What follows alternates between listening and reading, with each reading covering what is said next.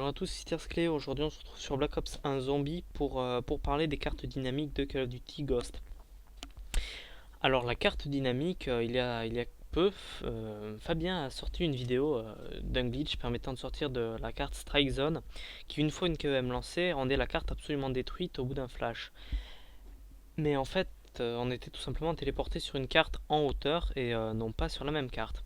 Alors ce principe existe depuis Call of Duty Black Ops 1 en utilisant le téléporteur, comme vous allez le voir. J'attends que ça me téléporte. Ça ne va pas tarder. Voilà. Alors comme vous pouvez le voir, on va voir des choses qui bougent et on va être téléporté à un endroit dans la carte. Et au bout d'un moment, on va automatiquement s'en aller, revoir ce chemin et être téléporté au panneau principal. Comme vous pouvez vous en douter, en fait, on n'est pas téléporté carrément dans un autre endroit où c'est pas une image scriptée qui nous arrive. On n'est pas téléporté dans une autre carte, on est tout simplement téléporté à divers endroits qui, qui donc affichent ce qu'on voit. Alors déjà, derrière cette porte, si je me rappelle bien, on voit les salles et quand on rentre dedans, vous pouvez le voir, on voit les messages qui s'affichent. On a trois salles. Ce qui nous Donc à chaque fois qu'on utilise un téléporteur, on voit une de ces salles aléatoirement. Puis on est téléporté dans des endroits comme la salle de Samantha, la chambre de Samantha pardon, qui est vers le fond de la carte si je me rappelle bien. Euh, bon, je vais pas aller dans la chambre de Samantha, je vais plutôt aller dans la tour, tout là-bas. En fait, c'est la tour de Berlin.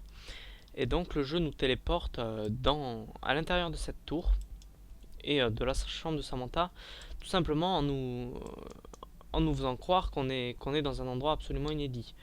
Alors ça c'est normal, c'est pas Activision qui nous fout de notre gueule, puisque j'ai vu des, des insultes, et je vous dis c'est ça sur Battlefield, sauf que la destruction est scriptée, mais on la voit en fait, c'est la carte qui change en temps réel. Alors que Call of Duty a bien précisé que la carte serait destructible, mais ce seraient des éléments scriptés.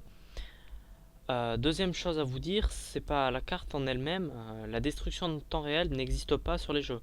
Battlefield 3, Battlefield 4, comme vous vous en doutez probablement, c'est pas de la destruction en temps réel, hein, désolé de casser vos exploits, vos espoirs. C'est tout simplement des murs faits exprès qui se cassent eux-mêmes. Pourquoi? Tout simplement parce que les consoles actuelles et voire même les PC actuels, ou en tout cas les PC tout public, ne permettent tout simplement pas de faire de la destruction en temps réel. C'est pas assez puissant. La destruction en temps réel avec le calcul de tout, de- des probabilités en gros de ce que ça ferait, actuellement c'est impossible. Bon, peut-être que je me trompe, mais je crois pas. J'avais des sources, je crois bien, j'avais déjà vu ça. Alors voilà, c'était tout simplement pour vous dire que Activision ne nous l'a fait pas à l'envers, ils nous avaient bien prévenu que ça allait être comme ça. Et je trouve que la destruction de la carte est plutôt bien faite et bien réussie. Mais après ça reste du Call of Duty, hein, le moteur est échangé et tout, c'est plutôt bien, mais ça reste du Call of Duty, il n'y aura jamais un moteur de destruction comme le Frostbite 3. Alors voilà, cette vidéo touche à sa fin, alors je vous dis au revoir tout le monde.